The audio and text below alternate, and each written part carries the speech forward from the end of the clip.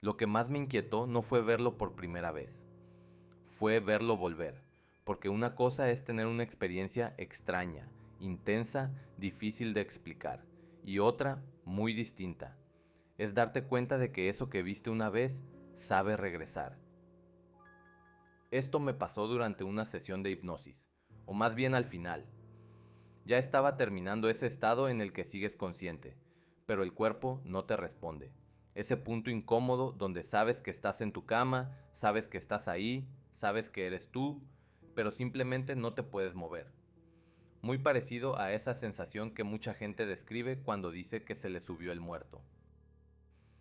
Yo estaba acostado en mi cama, la misma cama donde duermo normalmente. No era un lugar simbólico, no era un escenario inventado por la mente, no era un espacio abstracto que yo sintiera ajeno. Era mi cuarto, mi cama, mi lugar. Y aún así algo no se sentía normal.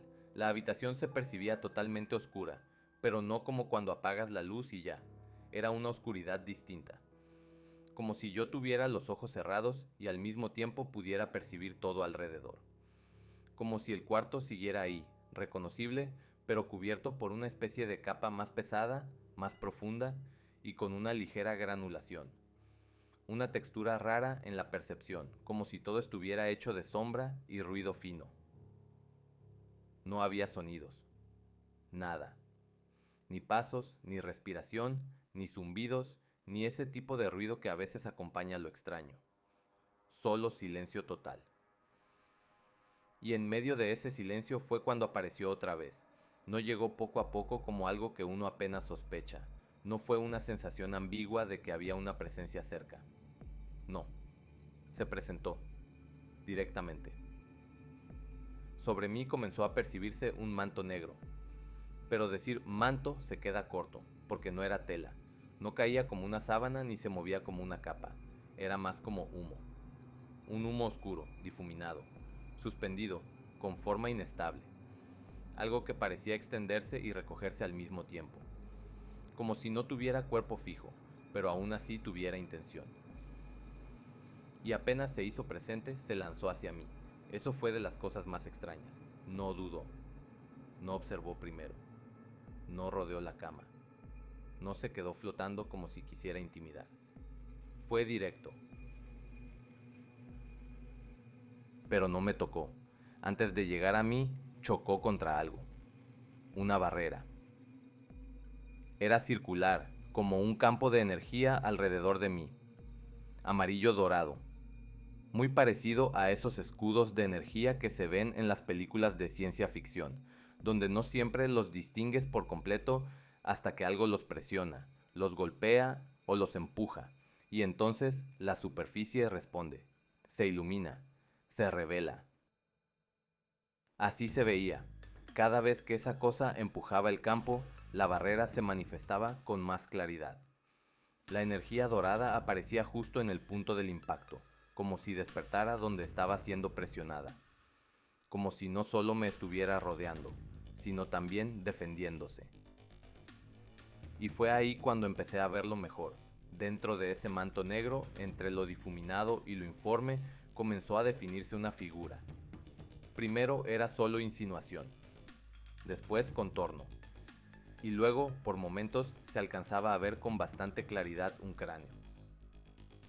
Un cráneo bien definido, no gigantesco, no deformado, pero sí reconocible, más pequeño que la primera vez que vi algo así, y con los ojos huecos, negros.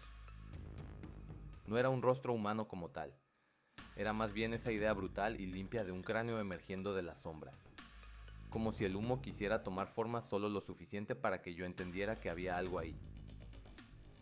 Y lo entendí de inmediato.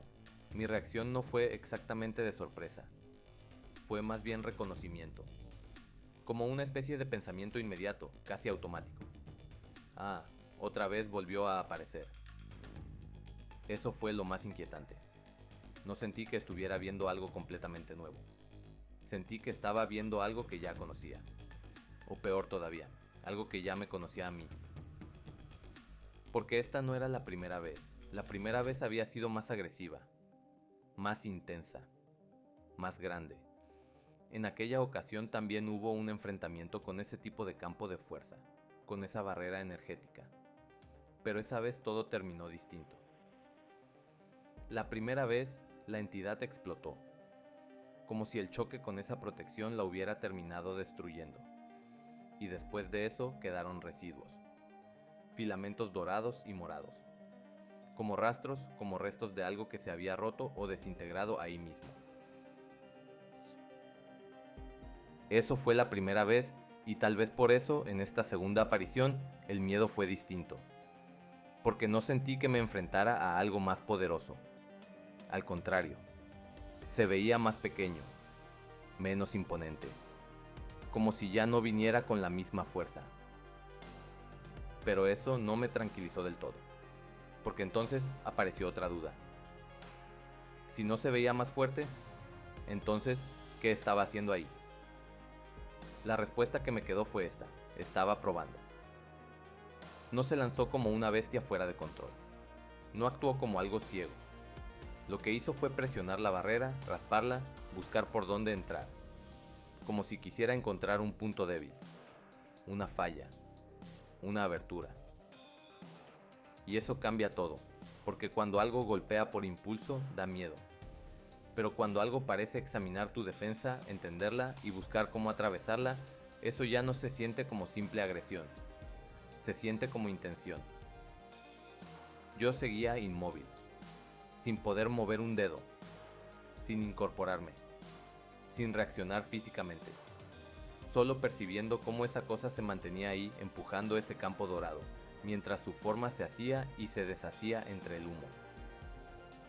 Por momentos el cráneo se veía más claro, por momentos volvía a difuminarse, pero los ojos, o más bien esos huecos negros donde deberían estar los ojos, se quedaban grabados. No puedo decir que me transmitiera rabia, tampoco que se sintiera exactamente como odio. Era otra cosa, algo más frío, más enfocado, como una presencia que no necesita gritar ni exagerarse para resultar inquietante. Y mientras lo veía, pensé algo muy claro. Ya sabía a qué me estaba enfrentando. Eso también fue raro, porque no era valentía en el sentido heroico. No era esa sensación de voy a vencerlo como en una película. Era más bien una certeza silenciosa, como si una parte de mí ya supiera cómo terminaba eso.